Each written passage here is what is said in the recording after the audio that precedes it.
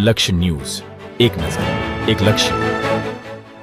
ડભોઈ વિધાનસભામાં આવતા ભાયલી વિસ્તારમાં અશાંત ધારા લાગુ કરવા ધારાસભ્ય શૈલેષ મહેતાએ મુખ્યમંત્રીને લખ્યો પત્ર. વડોદરા નજીક ભાયલી વિસ્તારમાં અનેક society, corporator house, commercial complex આવતા હોય, લઘુમતી સમાજની સંખ્યા વધતા અન્ય વર્ગના હિન્દુ વર્ગ સ્થળાંતર કરાતા સંકોચ અનુભવતા હોવાનો પત્રમાં ઉલ્લેખ. ધારાસભ્ય શૈલેષભાઈ મહેતા દ્વારા મુખ્યમંત્રી ભૂપેન્દ્ર પટેલને લખાયો પત્ર.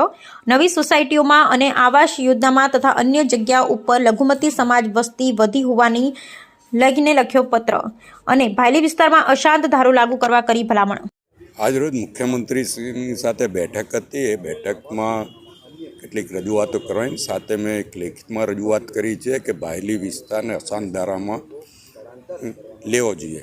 કારણ કે 22ની ચૂંટણી વખતે પણ લોકોની આ લાગણીને માંગણી રહી હતી. ભાયલી વિસ્તાર ખૂબ જ ઝડપે આગળ વધી રહ્યો છે અને ખૂબ જ વિકસિત વિસ્તાર તરીકે આજે વડોદરા શહેરમાં ભાયલીનું નામ છે.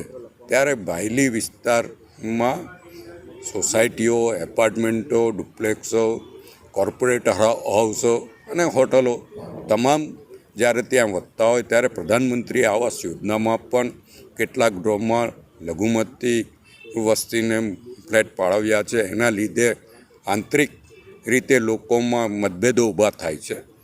એ જ રીતે તાંદલજાથી કેટલીક વસ્તી ભાયલી તરફ વધી રહી છે, વાસણા તરફ વધી રહી છે. આના લીધે પણ લોકોમાં એક દહેશતનું વાતાવરણ છે અને લોકોની જે લાગણીને માંગણી હતી એને મેં વાચા આપી છે અને લોકોની લાગણીને માંગણી મુખ્યમંત્રી સુધી પહોંચાડી છે. આનો જે પ્રોસિજર છે એ પ્રોસિજર કરીને ત્યાં અશાંત ધારો લાગે એવા પ્રયત્નો સરકારમાંથી કરવામાં આવશે.